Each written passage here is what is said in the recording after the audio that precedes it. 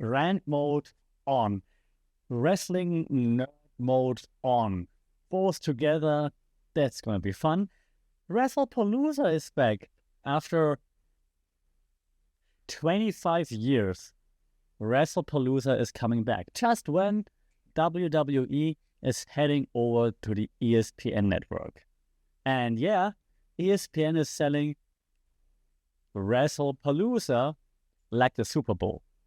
The Super Bowl of suplexes, as you know, of course, fake punches, real contacts, all those things. Yes, I know it's not real. It's real to me, damn it. But it doesn't really matter. The way ESPN sells it, it's like a real big, huge event, which, well, in fairness, it is an event.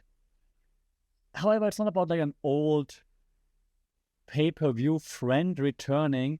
It's more about platform politics, why is it happening, corporate hedging, what's in it for the businesses, and I'm not misspelling or misspeaking, $1 billion spectacle.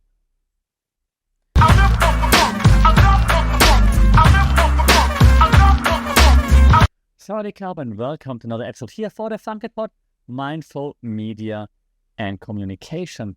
And well, one of my favorite rap quotes out there, don't call it a comeback. We've been here for years. Well, in this case, actually, you can call it a comeback because Wrestlepalooza has been gone for 2.5 decades. And looking at the name, let's be honest, there's a reason why you get rid of something called the Palooza, okay? But right now, when it's coming back, it's pure nostalgia branding. And nostalgia branding works for everything. Cobra Kai, whatever in any Netflix show, right? WWE events, UFC throwbacks, anything, but bringing back the Palooza? Now, how does WWE try to get the new fans to embrace nostalgia? Well, one word, 2 words, several words. The guy you can see, John Cena, is the bridge. Yeah, the fans, now that he's a face again, loving John Cena, the hero, and the older fans, they embrace him now, and the younger fans, they meme him. But John Cena is the bridge that brings together people who actually seen Wrestlepalooza back in the day and people who now make memes about it. Also, interestingly enough, WWE is under the same umbrella corporation that the UFC is, called TKO Group Holdings. Even more interesting, the UFC's been with ESPN for the last 4 or 5 years, now exits ESPN to move to Paramount, and now WWE enters ESPN. So TKO, the parent company, being like, yeah, we still get the money from ESPN, just with a different brand right now. So we're on ESPN and we're on Paramount. The 2 big platforms. What you want. We're doing everything right. Also, what I find interesting, the way ESPN now treats that,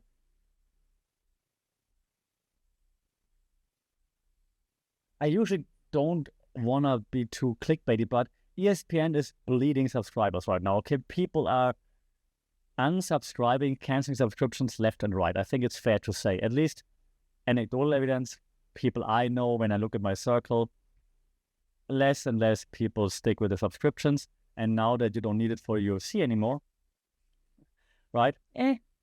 So, of course, they have to look into like, okay, what else can we do? And those sticky live events are, of course, a good way of getting people to your platform. I mean, that's basically what Netflix is doing as well, right? Sticky live events, getting people to your platform. They subscribe, maybe they cancel again, doesn't matter. At least they're on the platform for now. Yeah, so you're kind of getting desperate for some kind of engagement chatter outside the NFL/NBA bubble that you always have. So now the question is, so why now? And why Wrestlepalooza? Well, because what I said in the beginning, nostalgia is a shortcut. Nostalgia always works. And well, also because ESPN is starving, so it's also a reason why to do it. So let's talk about it. Let's talk about why Wrestlepalooza and why now. And as always, I bring to you a few theories. Okay, I'm gonna keep it short because I think in this case, while ESPN certainly feels like they're very smart about it, it's very much on the nose. Ariel Helwani, that's for you. So, Wrestlepalooza, nostalgic event, which we said so as much, right? Nostalgia economics always pay off. Most of the time pay off. Why? Because you use proven IPs, intellectual properties. That's always a safe investment. And wrestling, especially WWE, AEW not as much, so WWE has a decades-deep archive that's just perfect for what we in marketing would call multi-generational marketing. You can pull from the archives the old stuff that relates to me, the Ultimate Warrior shaking the ropes at Wrestlepalooza, or Hulk Hogan rest in whatever you want to rest in. Or then the new guys, right? Dominic Mysterio, now double triple A champion. Congratulations, champion. So yes, a huge archive that you can pull from. The old stuff, the new stuff, you can blend it together. Amazing for multi-gen marketing. You have a thing that we, the marketing people, call eventization. Yeah, I hate those words too, believe me. That's why I don't work in agencies anymore. So in this fractured streaming landscape, mega events, they stand out.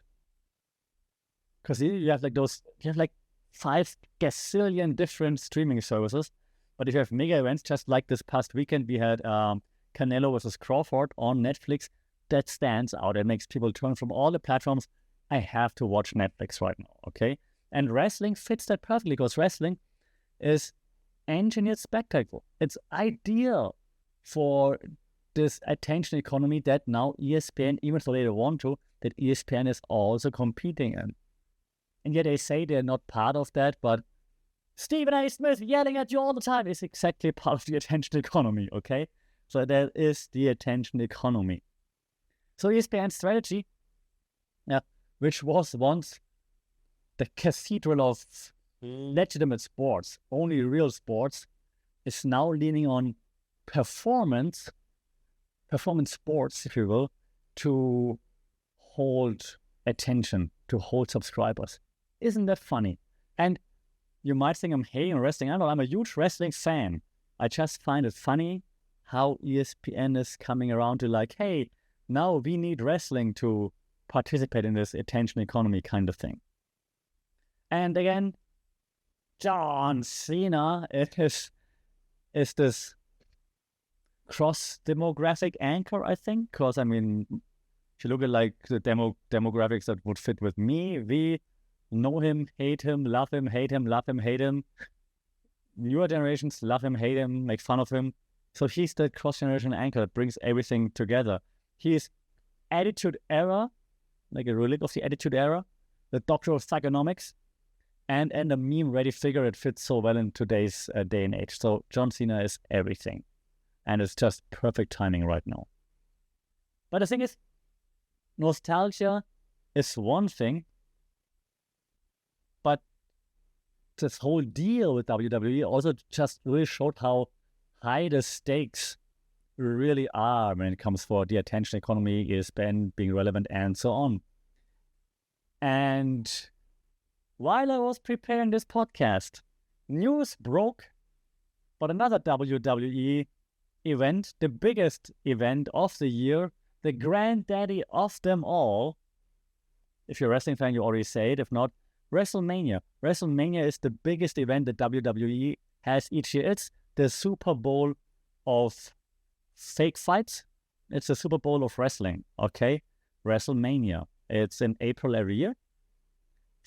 Runs for 2 days for a few years now. And WrestleMania 43 in 2027 will, for the first time ever, not be in the United States of America. It will be in...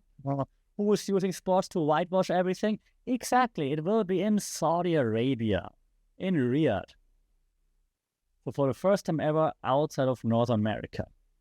Also, by the way, Royal Rumble 2026, next year in January, also in Riyadh. One wonders why. So now why does it matter? A bit without hating on it, without hating on Saudi money, whitewashing and stuff like this.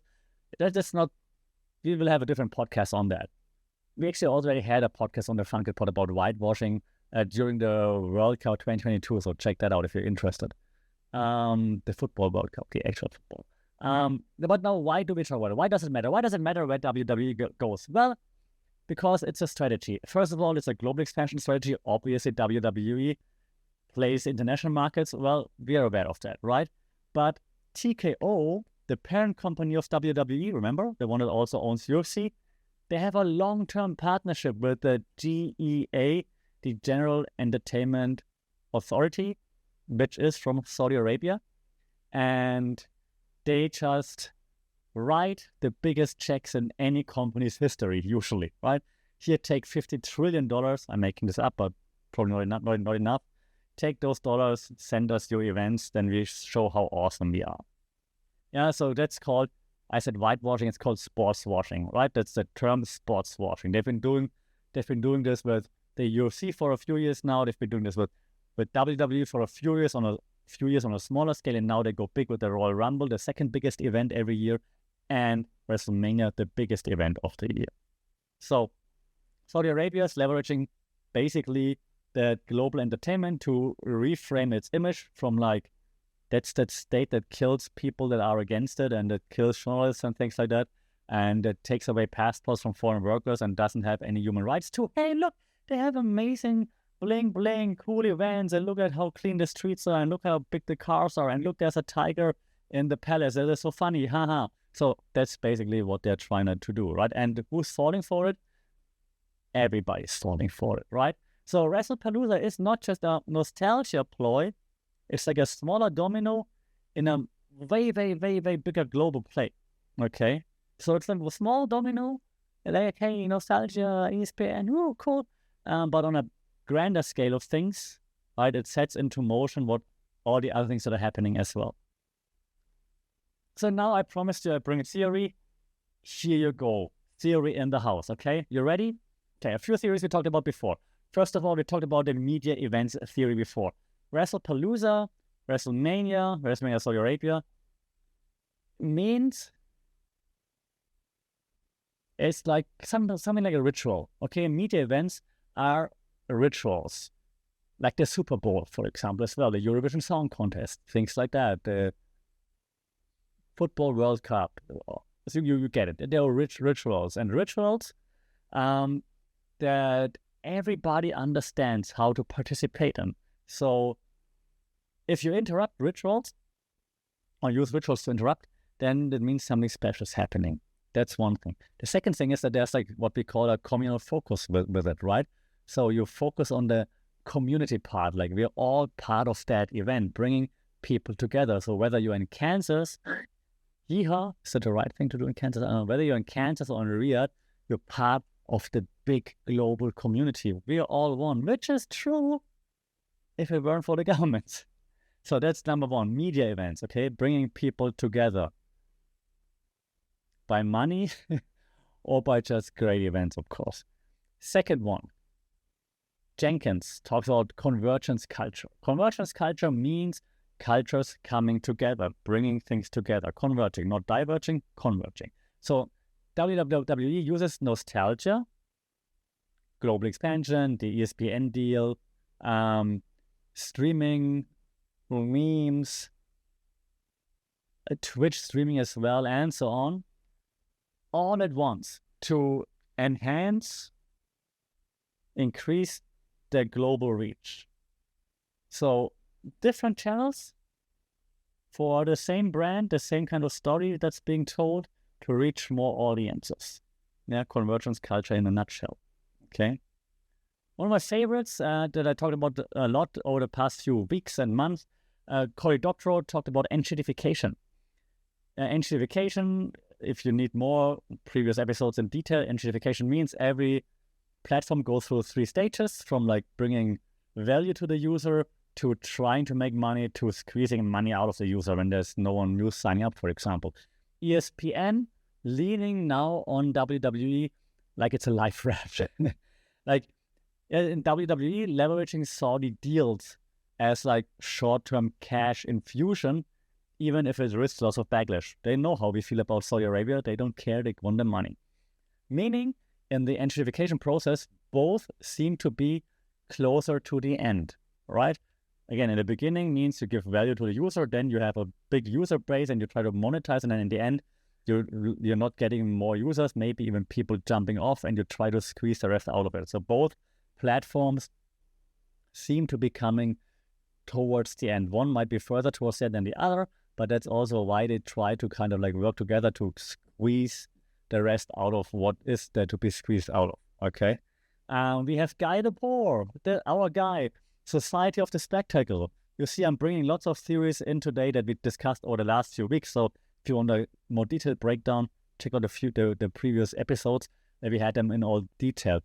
Society of the Spectacle. The society, we, the audience, we love spectacles, right? We want to see crazy stuff that we don't know doing, but that we wish we could do, like jumping off the top rope, frog splash like Dominic Mysterio and winning the AAA championship. Campeones. Sorry, Dominic. Wrestling is pure spectacle. And now it doubles down because it's also political spectacle, not just entertainment, but also politics. So when sports entertainment becomes, what's the right word? Geopolitical branding, it's even more interesting. That wasn't planned, but let's be honest, we all kind of want to see how it plays out. And lastly, the political economy theory, I had in the last episode as well. Saudi Arabia paying like crazy sums, and in turn, WWE taking the money and prioritizing revenue over geography and over legacy and over fan expectations shows us one thing: money, money, money. That's Shane McMahon's theme song, if you don't know what I just did. So, turns out that in wrestling, kayfabe, mentioned in previous podcasts, if you don't know what it is, turns out that kayfabe isn't the fakest thing about wrestling. The real fake fantasy thing in wrestling is ESPN pretending that it's all about sports and not contracts, and that WWE cares about what people want and not just money.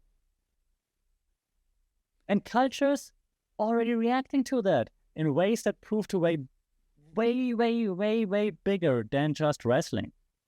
What's happening? Well, the Cena memes are flooding before Wrestlepalooza. And they're not all nice memes, by the way. AW is adjusting programming to counter the hype. Also now turning up the nostalgia if it's possible with a brand that's 5 years old. But yes, YouTube nostalgia playlists trending. Yeah, fans reliving like those old matches. You see them popping up on YouTube all the time.